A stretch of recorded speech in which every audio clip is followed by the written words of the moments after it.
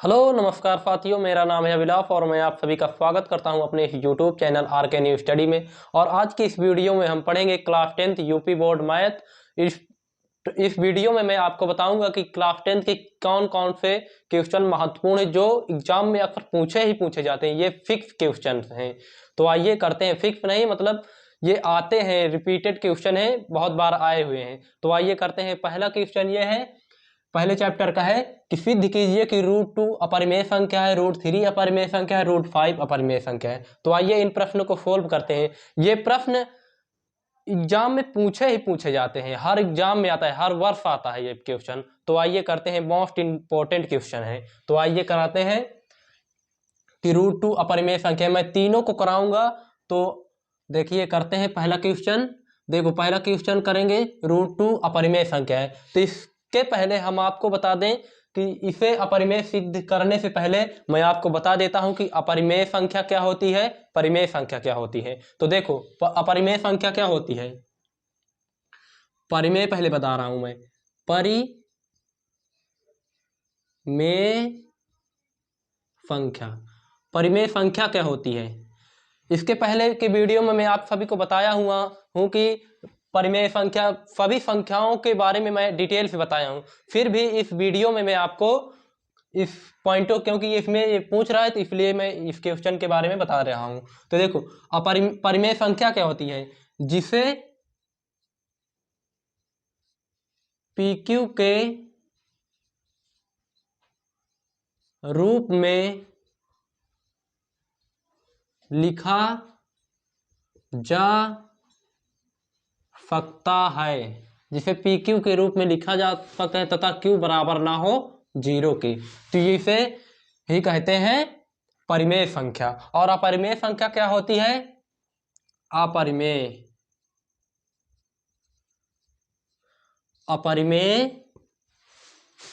संख्या, अपरिमेय संख्या क्या होती है, इसके विपरीत, जिसे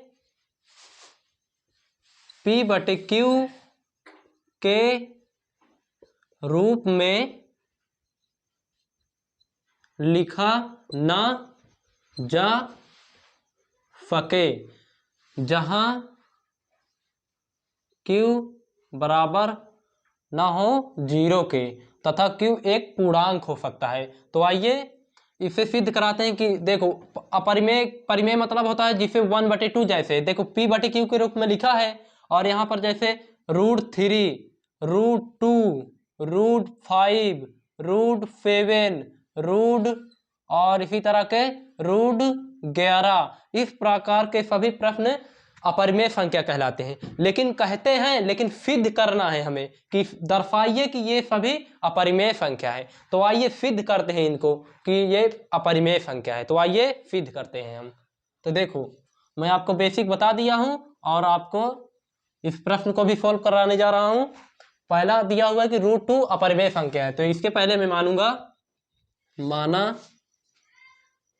पहले हम मानते हैं, मान लो कि ये √2 परिमेय संख्या है, √2 परिमेय संख्या है। तो देखो यहां मानेंगे, माना √2 परिमेय संख्या है, माना √2 परिमेय संख्या है। तब अगर ये परिमेय संख्या है तो परिमेय संख्या अभी मैंने क्या बताया कि जिसे PQ के रूप में लिखा जा सके। तो देखिए परिमेय संख्या है तब जब ये परिमेय संख्या तो इसे PQ के रूप में लिखा जा सकता है। तो ये इसे लिखेंगे √2 बराबर P/Q, √2 बराबर है P/Q, ये P/Q के रूप में लिखा जा सकता है। तब यह मानेंगे, जहां यहां लिखेंगे जहां P व Q सहअभाज्य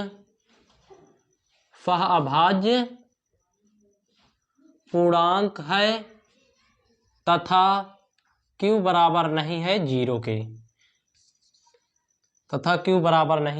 0 के, यहाँ हम सहअभाज्य मानेंगे।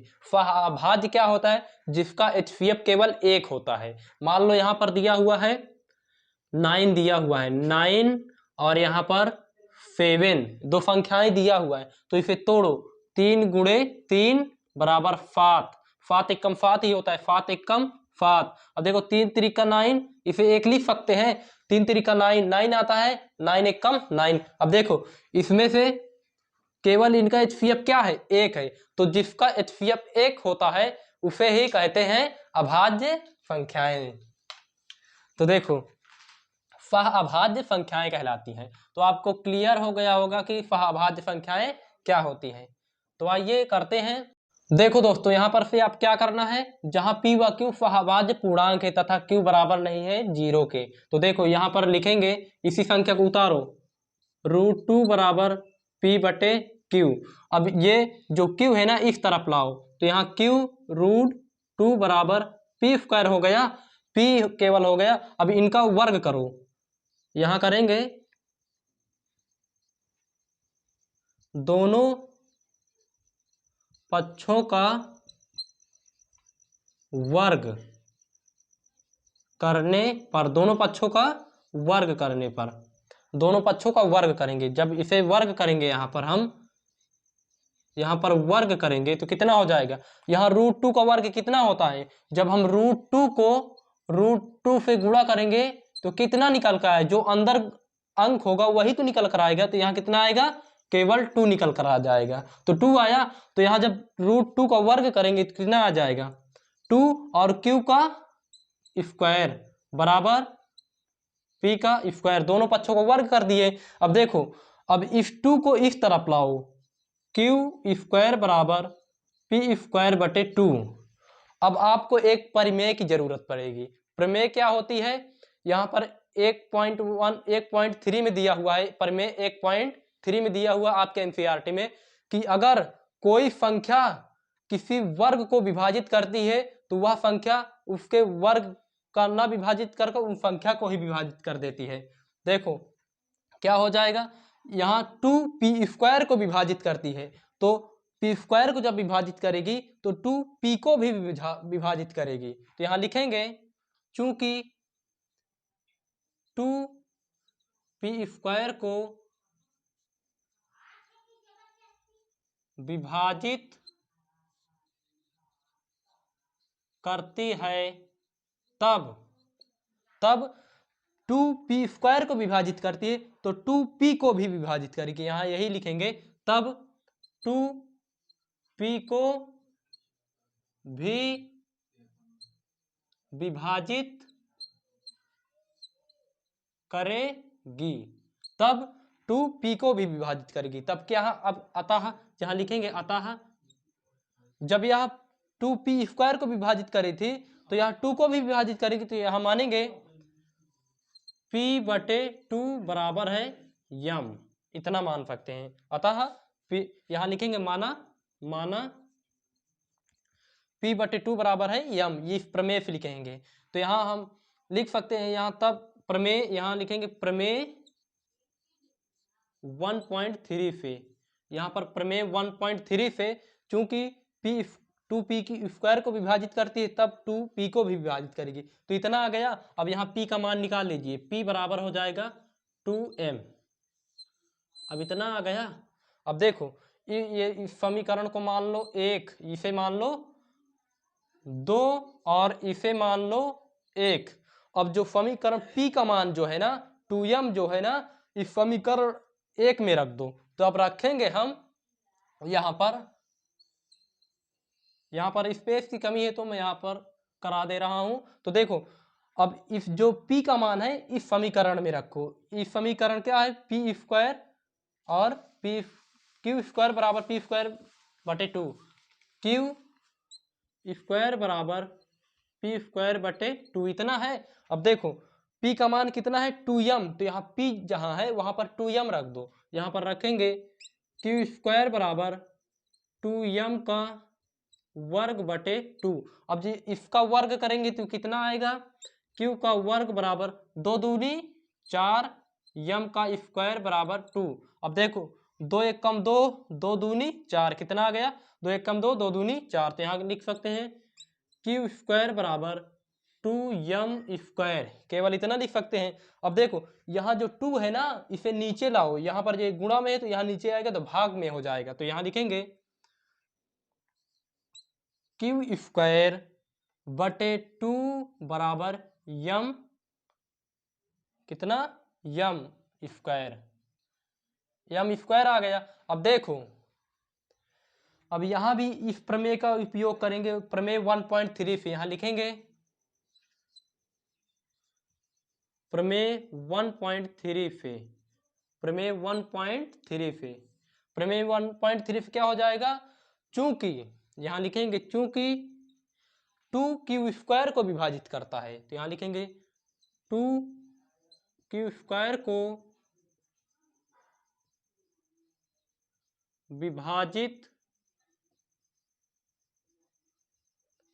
करता है, तब ये 2 जो है ना, ये 2 q को भी विभाजित करेगा, यहाँ लिखेंगे 2 q को भी विभाजित करेगा, q को भी विभाजित करेगा। तो अब यहाँ क्या मानेंगे, माना q बटे 2 बराबर है n। यहाँ हम क्या लिखें, क्योंकि q2 जो है ना q² को विभाजित करता है, यहाँ पर देखो मतलब विभाजित मतलब यहाँ भाग होता है, देखो यहाँ पर जो बटा है ना इसका मतलब होता है भाग, तो ये विभाजित ही तो करता है, तो विभाजित करता है तो 2 q को भी विभाजित करेगा, मतलब इसके स्क्वायर को जब विभाजित करता है, यहाँ पर देखो जैसे यहाँ पर है 2 का वर्ग बटे 2 इतना है, और यहाँ पर 2 दूनी 4 बटे 2, 2 दूनी 4, 2 दूनी 4, तो 2 आ गया। लेकिन कह रहा है कि अगर ये q को विभाजित करती है, 2 का वर्ग को विभाजित करता है, तो ये 2 को भी विभाजित करेगा, यहाँ लिखेंगे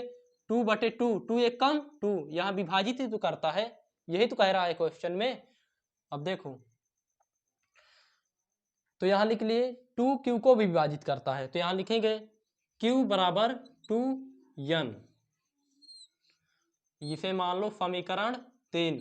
अब हमने आपको क्या बताया था, यहाँ पर बताया था कि p व q सह-अभाज्य पूर्णांक है, यहाँ p व q सह-अभाज्य पूर्णांक है। सह-अभाज्य संख्या क्या होती है मैंने आपको बताया है पिछले वीडियो में, और अभी भी बताया, जिसका HCF 1 होता है, जिसका HCF कितना होता है 1, जिसका मतलब माफा 1 होता है, यदि हिंदी मीडियम वाले स्टूडेंट हैं तो जिसका माफा 1 है। तो यहाँ देखो मैंने आपको बताया था कि अब अभाज्य संख्या में HCF 1 होता है, लेकिन आप p व q में क्या देख रहे हैं, p व q में देख रहे हैं कि 2 है इसमें और 2 इसमें भी है, इसमें तो 2 गुणनखंड उभयनिष्ठ गुणनखंड क्या आ गया, 2 आ गया। तो हम लिखेंगे कि चूंकि यहाँ पर हम देखते हैं, हम पाते हैं कि p व q के यम और यन के अलावा 2 उभयनिष्ठ संख्या, 2 जो है ना उभयनिष्ठ संख्या है, जो इस तथ्य का विरोधाभास है, ये गलत है कि ये एक सभाज्य संख्या है, यह p व q सभाज्य संख्या नहीं है। तो यही लिखेंगे यहाँ पर, चूंकि समीकरण 2 व 3 से हम पाते हैं कि समीकरण 2 और 3 से हम पाते हैं कि p व q सह-अभाज्य पूर्णांक नहीं है। हम पाते हैं कि सह-अभाज्य पूर्णांक नहीं है, क्योंकि iनमें 2 उभयनिष्ठ संख्या आ रही है, तो सह-अभाज्य संख्या नहीं है, जो इस तथ्य का विरोधाभास प्राप्त होता है कि p व q सह-अभाज्य संख्या है, सह-अभाज्य संख्या है कि सह-अभाज्य संख्या है, जो इस तथ्य का विरोधाभास प्राप्त होता है कि P व Q अभाज्य संख्या है। अतः यहां लिखेंगे यह विरोधाभास गलत कल्पना के कारण प्राप्त हुआ है। हमने कि यहाँ क्या माना था कि ये अभाज्य संख्या है, लेकिन यहाँ पर अभाज्य संख्या का इसमें कोई वो ही नहीं आ रहा है, या इसमें उभयनिष्ठ संख्या आ रही है, तो यह अभाज्य संख्या नहीं, ये गलत कल्पना के कारण प्राप्त हुआ। हमने यहाँ पर गलत कल्पना कर लिया है, तो यहाँ लिखेंगे गलत कल्पना के कारण प्राप्त हुआ है। अतः यहाँ लिखेंगे अतः √2 परिमेय संख्या नहीं बल्कि यहां लिखेंगे बल्कि